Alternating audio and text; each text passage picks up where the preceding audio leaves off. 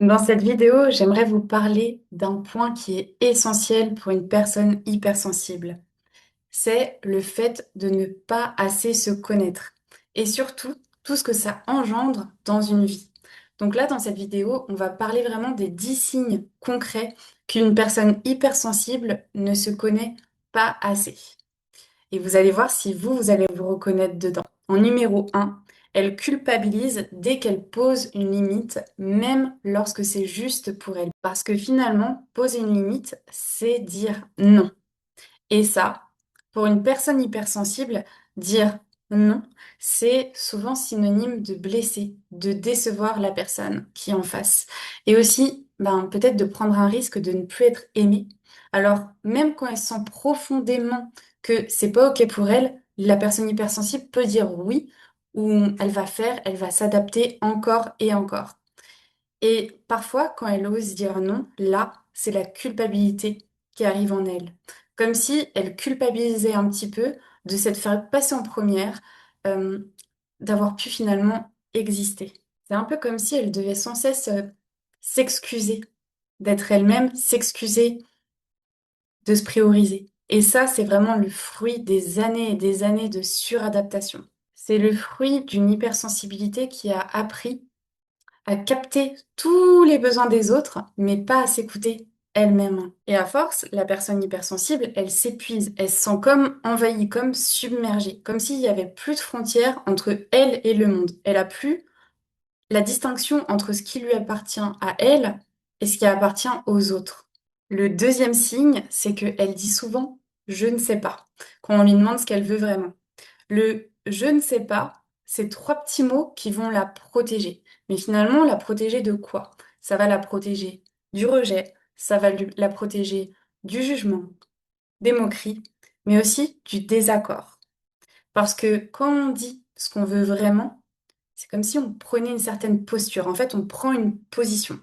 Et à ce moment-là, si l'autre n'est pas d'accord, ça va peut-être créer du conflit. Peut-être qu'on va aussi perdre l'amour de l'autre à ce moment-là. Alors, ce qui se passe, c'est qu'on va se taire.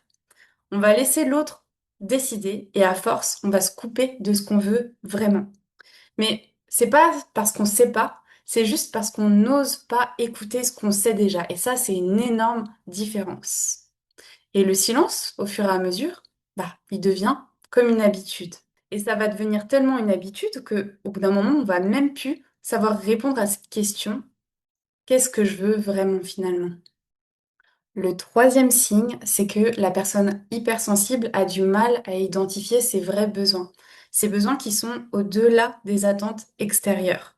Parce que finalement, cette personne hypersensible-là, elle est en lien avec le monde, avec tout ce qui est extérieur, mais par contre, elle a perdu ce lien qu'elle a avec elle-même.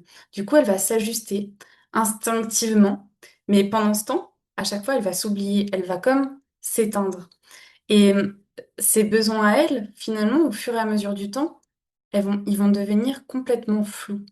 Et quand elle tente de se recentrer, elle sait même pas par où commencer. Parce que finalement, elle n'a jamais vraiment appris à écouter ce qui vient de l'intérieur.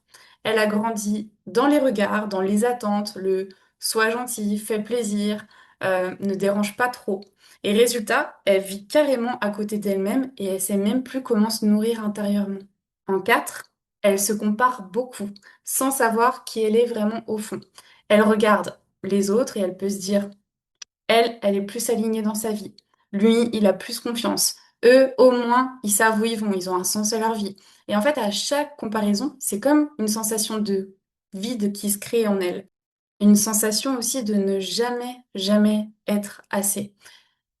Et au fond, c'est pas vraiment de la jalousie contre l'autre, c'est plus une douleur, cette douleur-là de ne pas se reconnaître soi.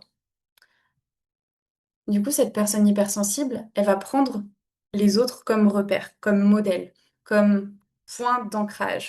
Mais ce que ça crée, c'est une spirale infernale. C'est-à-dire que moins la personne hypersensible va se connaître, plus elle va se comparer. Et plus elle se compare, et finalement, plus elle se dévalorise. Et à la fin, elle doute même de sa propre lumière intérieure. En 5, elle ressent une fatigue qui va être constante. sans vraiment une raison claire. Ça reste un peu flou, mais elle se sent tout le temps fatiguée, tout le temps épuisée. Pourquoi? Parce qu'elle vit sans cesse dans une tension permanente à l'intérieur d'elle, où elle va sans cesse s'adapter, elle va sans cesse anticiper, filtrer les émotions des autres, filtrer ses propres émotions à elle, à sourire aussi quand ça va pas, à faire bonne figure alors qu'au fond, il y a quelque chose qui est douloureux et qui crie à l'intérieur. Et finalement, ce qui l'épuise le plus, c'est pas vraiment ce qu'elle fait, c'est vraiment ce qu'elle retient, ce qu'elle cache, ce qu'elle ne dit pas, ce qu'elle met dans le déni. Cette fatigue, c'est le fait d'être à côté d'elle-même. C'est vraiment le signal de son corps qui dit j'en peux plus de cette vie qui me ressemble pas. En 6, elle sent qu'elle vit à côté d'elle-même.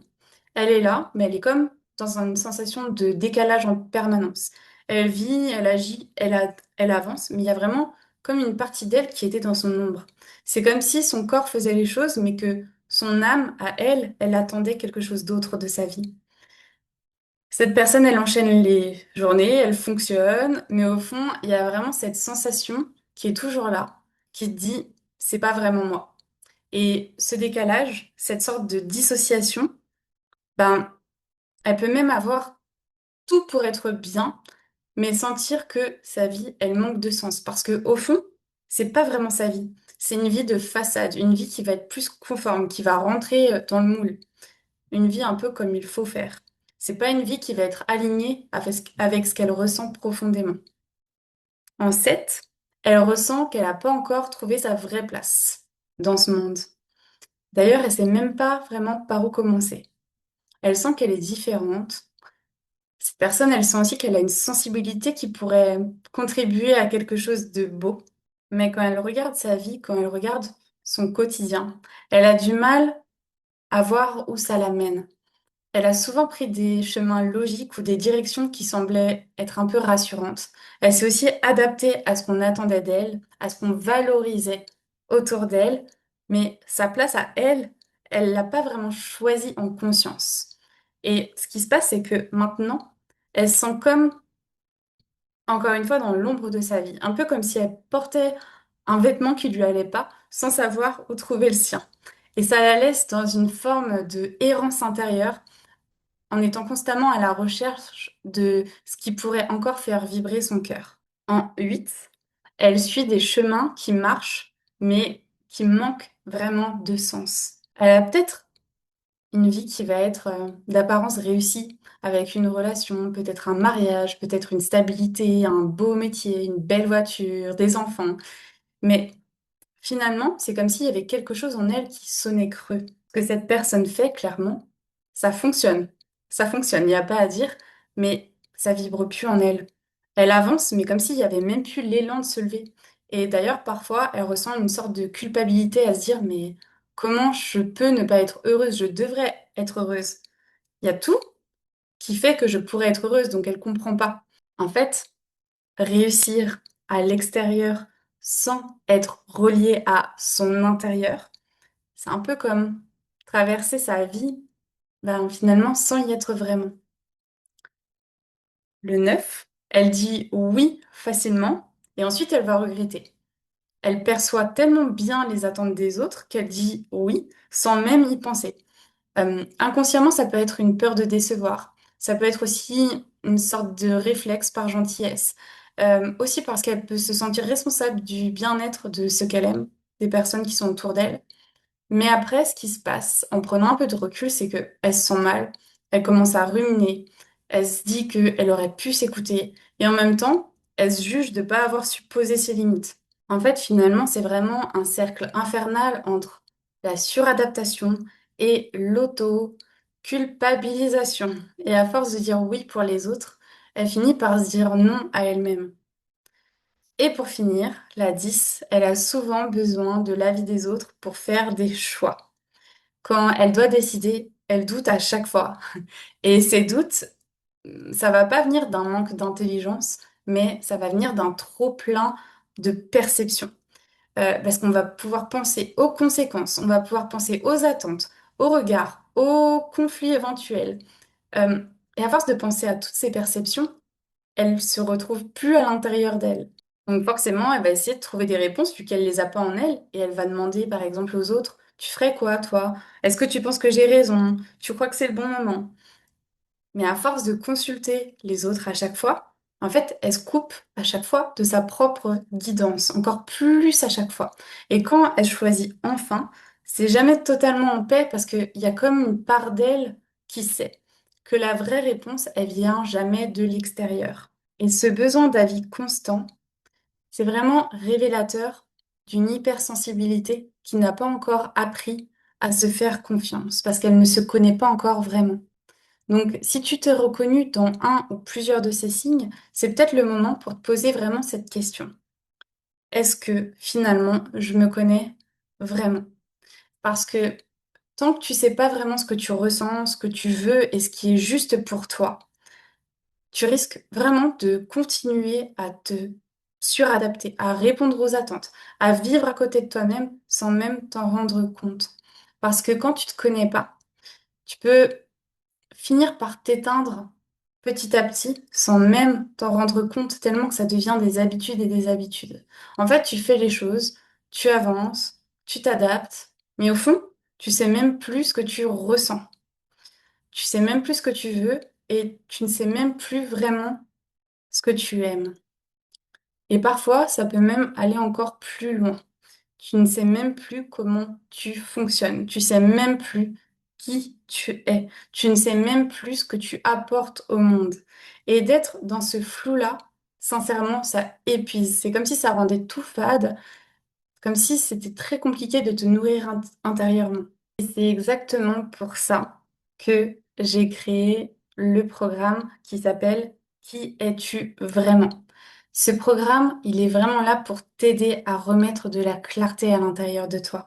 Le but vraiment, c'est pas de devenir une autre personne, mais vraiment de revenir à toi, de revenir à ce que tu ressens, à ce qui te touche et à ce qui a du sens aussi pour toi. C'est vraiment un parcours qui va être rempli d'introspection concrète, avec des méditations puissantes pour pouvoir sortir du mental et des espaces de retour à toi qui vont se faire à travers le corps, à travers un voyage intérieur et à travers aussi du silence. Et si tu regardes cette vidéo au bon moment, il y a peut-être une offre spéciale qui est en cours, alors profites-en si ça résonne pour toi, si ça résonne à l'intérieur de toi. Parce que pour le prix, c'est vraiment un cadeau que tu te fais.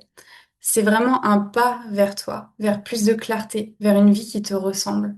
Et si ça t'appelle, je te retrouve dans le programme.